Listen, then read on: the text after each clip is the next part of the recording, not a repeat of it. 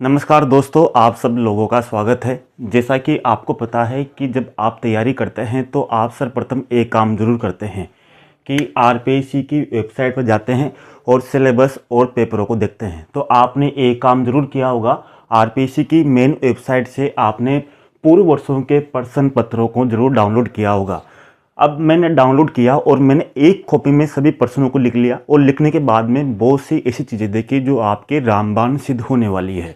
जैसा कि पहले मैं बता दूं, क्योंकि मैंने जो इस बार जो क्वेश्चन लिखे हैं वो राजस्थान से संबंधित लिखे हैं, यानी कि जैसे आपके राजस्थान से संबंधित आपके कुल मिलाकर 35 से 40 क्वेश्चन आते हैं, तो 35 से 40 क्वेश्चन वाला पोर्शन इसमें लिया है।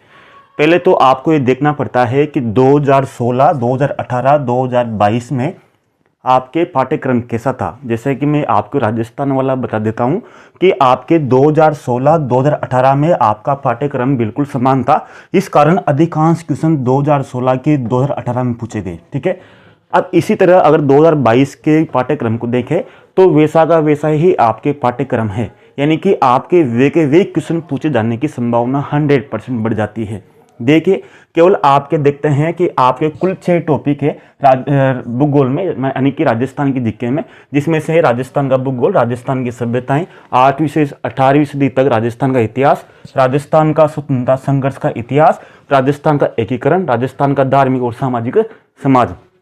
इसमें देखते हैं केवल आपके भूगोल है, राजस्थान का भूगोल, उसमें जरूर आपके जनजातियों वाला टॉपिक जुड़ा गया है और कुछ भी चेंज नहीं किया गया।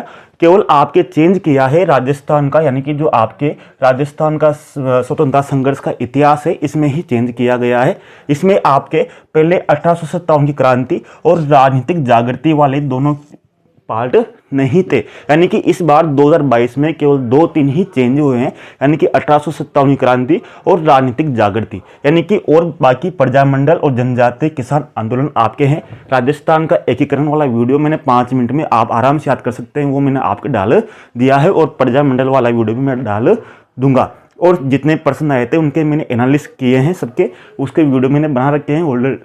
इसमें देखिए आप 2016, 2018 में आपके कौन कौन से क्वेश्चन समान पूछे गए, यानी कि आपके कुल मिलाकर 100 क्वेश्चन आते हैं। 100 क्वेश्चन में से आप देखोगे तो आपके 70 क्वेश्चन ही आपकी जीके के आते हैं, 10 क्वेश्चन आपके करंट अफेयर के आते हैं और 20 क्वेश्चन आपके मनोविज्ञान के आते हैं।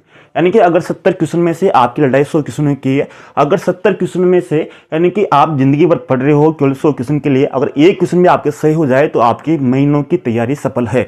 तो यानी कि अगर आप देखें, अगर 70 क्वेश्चन में से आपके 20 क्वेश्चन भी पूर्व वर्षों के पेपरों से मिल जाए तो कितनी बड़ी बात है। यानी कि आप मोटी मोटी किताबों को पढ़ रहे हो महीनों से, तो उनको पढ़ने के बाद में अगर आपके एक क्वेश्चन नहीं बैठे और केवल आप पूर्व वर्षों के पेपरों को अच्छे से देखें और उनमें से 10-15 क्वेश्चन आपके बैठ जाए तो कितनी बड़ी बात है। जैसे मैं आपको बता दूं, जैसे 2016 में कौन कौन से क्वेश्चन पूछे गए और वही क्वेश्चन आपके 2018 में रिपीट हुए। देखिए कैसे, डूंगरपुर प्रजामंडल की स्थापना कब हुई, और यही क्वेश्चन इसमें 2018 में पूछ लिया गया कि डूंगरपुर प्रजामंडल के प्रथम अध्यक्ष कौन थे। यानी कि वही प्रजामंडल पूछा गया। अगर आप किसी बच्चे ने अगर डूंगरपुर प्रजामंडल को देख लिया पहले और इस बार उसके बारे में थोड़ा बहुत देख लिया कि डूंगरपुर प्रजामंडल के प्रथम अध्यक्ष कौन थे, तो उसका बिल्कुल आसान, यानी कि उसका क्वेश्चन सही। इसी तरह 2016 में पूछा गया कि संत सभा की स्थापना किसने की, और यही क्वेश्चन यहां से उठा लिया कि संत सभा के प्रथम अध्यक्ष कौन थे। यानी कि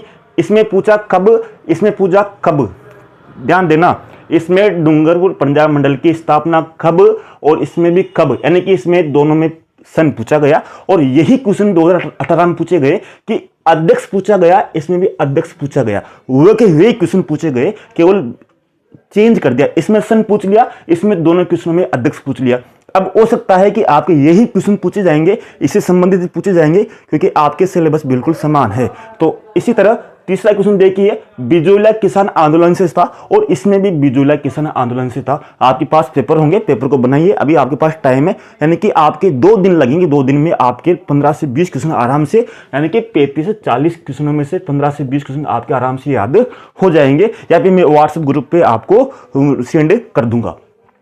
निम्न में से कौन बिजोलिया किसान आंदोलन से संबंधित नहीं था, कौन सा व्यक्ति। इसी तरह आपके ये पूछा गया, उन नेताओं को बताइए जो बिजोलिया किसान आंदोलन में भाग लिया, यानी कि इसमें कौन नहीं था और इसमें कौन था। यानी कि बस वही क्वेश्चन पूछे गए रिपीट वाले। यानी कि इसमें आपको बिजोलिया, जिसने याद कर लिया पहले कि बिजोलिया किसान आंदोलन से संबंधित कौन कौन सा व्यक्ति थे, तो इसमें उसका आंसर बिल्कुल सिंपल था। इसी तरह आपके एकीकरण से पूछा गया, पूर्व राजस्थान में किन देशी रियासतों का समूह था, किन देशी रियासतों का समूह था। इसी तरह आपके उसने पूछ लिया कि मत्स्य संघ में कौन सी देशी रियासत थी, यानी कि वो का वही क्वेश्चन रिपीट हो रहे हैं। इसी तरह बापू जी का मुख्य तीर्थ स्थल कौन सा है, लोक देवता लोक देवियां जो आपका पाठ्यक्रम है उसमें पूछा गया है कि बापू जी का मुख्य तीर्थ स्थल कौन सा है। तो देखिए यही लोक देवता और यही लोक देवता इसमें उठाए गए, चेंज बिल्कुल भी नहीं किया, ना तो रामदेव जी किया, न तेजा जी किया, न गोगा जी किया, कुछ भी नहीं किया। वो कभी क्वेश्चन पूछ लिया बापू जी का मुख्य तीर्थ स्थल कौन सा है, और यहाँ पूछ लिया अवतार किसे माना जाता है। यानी कि अगर आपने इन क्वेश्चनों को देख लिया, इनके आसपास की सामग्री को देख लिया, तो आपके 20 से 25 क्वेश्चन आराम से सही हो जाएंगे। फिर भी आप देखिए कि मैंने इन क्वेश्चनों में अभी भी राजस्थान की सभ्यताएं, राजस्थान का एकीकरण से और राजस्थान का जो 8वीं से 8वीं सदी तक का जो इतिहास है वो नहीं लिया। केवल मैंने इन क्वेश्चनों में वो क्वेश्चन ही उठाए हैं राजस्थान के भूगोल से संबंधित, राजस्थान का स्वतंत्रता संघर्ष का इतिहास से और राजस्थान का धार्मिक समाज से। यानी कि अभी भी, यानी कि आपके जो कुल क्वेश्चन पूछे जाते हैं 35 से 40, उन क्वेश्चनों में आपके 25 से 30 क्वेश्चन सेम टू सेम मिल रहे हैं और सिलेबस समान है, तो इस बार भी सेम टू सेम मिलेंगे। मैंने पहले बता दिया, यानी कि पूरे एनालिसिस कर दिया मैंने पहले के वीडियो में। आगे देखिए, जीन माता का मेला किस जिले में है, इसमें पूछा गया। शीला देवी का मंदिर किस जिले में है, जिला, यानी कि अगर जिसने याद कर लिया कि कौन कौन सी माताएं किसके जिले में है, तो उसका आंसर बिल्कुल सिंपल, यानी कि आपको इधर उधर भागने की जरूरत नहीं है। अगर इस बार भी तुम्हें क्या करना पड़ेगा, आपको जितनी भी देवी देवताएं हैं उनके मंदिर कौन कौन से जिले में है एक बार जरूर देख के जाना है। हो सकता है कि इस बार नहीं पूछे, लेकिन अपना क्या जा रहा है, 1 घंटा और देना है अपन को, इतना ही पढ़ रहे हैं तो 1 घंटा इधर दे दीजिए। यानी कि नहीं पूछे जब भी कोई बात नहीं, अब पूछ ले तो सोने में सुहागा। यानी कि आपको ये देखना है कि किस जिले में है, यानी कि पूछे नहीं पूछे वो उसके ऊपर डिपेंड नहीं है, लेकिन अपना क्या जाता है अपन को याद करना है। इसी तरह मेमंद आभूषण कहाँ पहना जाता है, नहीं पूछ लिया। मांडलिय आभूषण कहाँ पहना जाता है, बिल्कुल सही। इसी तरह बादशाह का मेला किस जिले में है, इधर देखो। बरतली का मेला किस जिले में है, आपको ये याद करना था कि कौन कौन से जिले में कौन कौन से मेले बढ़ते हैं। आपको ये नहीं याद करना था कि अगर आपने उस समय ये याद किया होगा कि मेला कौन से माह में बढ़ता है, कौन से तीज को बढ़ता है, कौन से वैशाख ज्येष्ठ चैत्र, इनमें आपको याद नहीं करना था। केवल आपको ये याद करना था कि कौन कौन से मेला कौन से जिले में बढ़ता है। इसी तरह अगर इस बार भी आप याद करना है कि कौन सा मेला किस जिले में बढ़ना है, तो आपके बिल्कुल सिंपल। बिरला सीमेंट किस जिले में है, इधर देखो। सीमेंट का स्थानीयकरण का कारण क्या है, राजस्थान के भूगोल में आपके उद्योग वाला टॉपिक दिया हुआ है। अगर उद्योग वाला टॉपिक में आप देखोगे कौन सा भी उद्योग नहीं पूछा गया। 2016 में सीमेंट का उद्योग पूछा गया, 2018 में भी सीमेंट का उद्योग ही पूछा गया, न कि लोहा जस्ता कुछ भी नहीं पूछा गया। यानी कि जिसने सीमेंट को ही ध्यान रख लिया वही क्वेश्चन आपके सीमेंट पूछा गया। अब इधर देखिए, आपके इस क्वेश्चन में भूगोल में नदी और उसकी सहायक नदियों को सम्मिलित कीजिए, नदी और सहायक नदियों को सम्मिलित कीजिए। इसी तरह नदी का उद्गम स्थान कौन सा है, इधर देखिए। नदी सहायक नदी सम्मिलित नहीं है, इधर देखिए। सोम किसकी सहायक नदी है, उद्गम स्थान। यानी कि आपके वो के वे क्वेश्चन पूछे गए।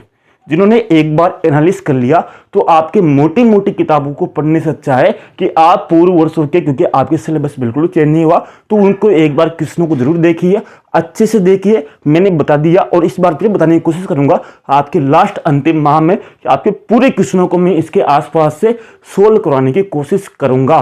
क्योंकि आप इतना ही पढ़ रहे हैं तो 1-2 घंटा इसके लिए निकाल लीजिए। क्योंकि आप जानते हो, आपको पता है कि मान लीजिए आपके कट ऑफ जाती है 350 नंबर, और 350 में से मान लीजिए आपके इस पेपर में 75 क्वेश्चन सही हो जाते हैं, तो आपके 150 नंबर आ गए। कितने आ गए, 150। और फिर आपको सब्जेक्ट में यानी कि 200 नंबर लाने हैं। 200 और 150 कितने के, 350। यानी कि आपको 150 में से केवल 100 क्वेश्चन सही करने हैं सब्जेक्ट में। इसलिए 100 क्वेश्चन को सही करोगे तो आपके 200 नंबर आ जाएंगे। लेकिन अगर आपके यहाँ पर 75 क्वेश्चन की जगह आपके 60 क्वेश्चन सही हुए तो आपके कितने नंबर आए, 120 नंबर आए। और 120 नंबर आए तो आपको फिर सब्जेक्ट में 230 नंबर लाने पड़ेंगे, यानी कि फिर आपके बाहर बढ़ जाएगा सब्जेक्ट पे, यानी कि फिर आपको 115 क्वेश्चन सही करने पड़ेंगे सब्जेक्ट में। समझ रहे हो ना? इसलिए आपको फर्स्ट पेपर में जितना हो सके उतना स्कोर कीजिए, फिर सब्जेक्ट में उतना ही कम स्कोर करने की आपकी आवश्यकता रहेगी। इस पर आपको विशेष रूप से ध्यान देना है, यानी कि आपको वही क्वेश्चन रिपीट हो रहे हैं जो बार बार में। अब मैं जैसे आपको बता दूंगा भारत का जो आपके, जैसे मान लीजिए आपके विश्व का भूगोल है, संविधान है, राज्य व्यवस्था है, या फिर आपके जो भी टॉपिक बचे हुए हैं उनके सब क्वेश्चनों को मैं लाने की कोशिश करूंगा, और पूरी वीडियो में भी ला चुका हूं और एनालिसिस करा चुका हूं और सबको बताता जाऊंगा। इस तरह से आपको ध्यान रखना है कौन कौन से क्वेश्चन आपके पढ़ रहे हैं। तो आपसे एक ही बात कहना चाहता हूं मैं कि जैसे आपको मैंने बताया कि आप कक्षा 1 से लेकर आपने बीएड कर ली, बीएड करने तक लगभग आपके पढ़ाई में कितने वर्ष, यानी कि लगभग आपके 18 से 20 साल आपके केवल बीएड तक खर्च हो गए, यानी कि आपने केवल इस एग्जाम को देने के लिए 18 से 20 साल बर्बाद कर दिए।